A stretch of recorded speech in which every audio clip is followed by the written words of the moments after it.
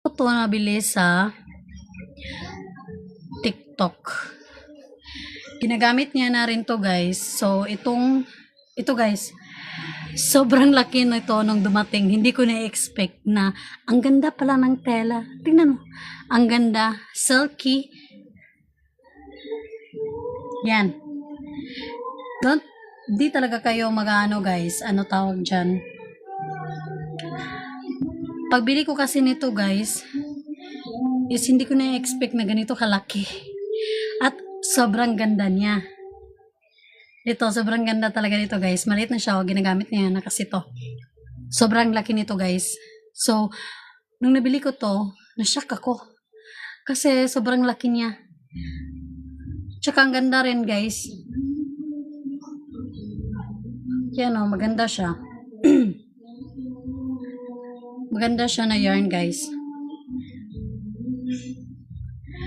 Yung price niya guys is worth it lang din guys. So same lang din. At saka wala pa akong nakita dito sa mall ha. Na ganitong klaseng yarn. Ang nakikita ko lang sa mall, ang nakita ko doon sa mall is itong Milky. So ganitong klase, polyester, wala pa akong nakita. Pero siguro yung price nito, if meron man, times 2 rin, di ba?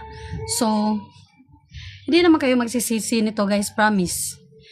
Makikita nyo talaga to sa actual. Sobrang ganda niya at ang laki nito guys. Malambot siya guys ha. Yan. So 100% polyester to. Malambot ang texture niya guys. So madali rin siyang linisin. Yan. If nadumihan. So since malaki to siya guys, 100 grams to guys ha. So perfect to siya guys sa mga hats. If kakawa kayo ng mga hats, coats, scarves. So itong yarn na to ang gamitin nyo. Yan. Hindi kayo magsisisi nito guys, promise. Dalawang klase ang binili ko nito. Nitong klaseng yarn na to. Itong polyester. Sobrang laki niya guys at ang ganda. Ang lambot ng yarn na to. Sobrang mura na siya guys ha. Para sa kalakihan niya. Sa laki nito, sobrang worth it. Matagal talaga siyang maubos. Yan. Nakapin siya guys. Click nyo na lang yung buy if gusto nyong bumili. Huwag kayong bibili ng isa guys. Bili lang kayo mga 2 or 3 ganyan. Para sulit naman yung, diba?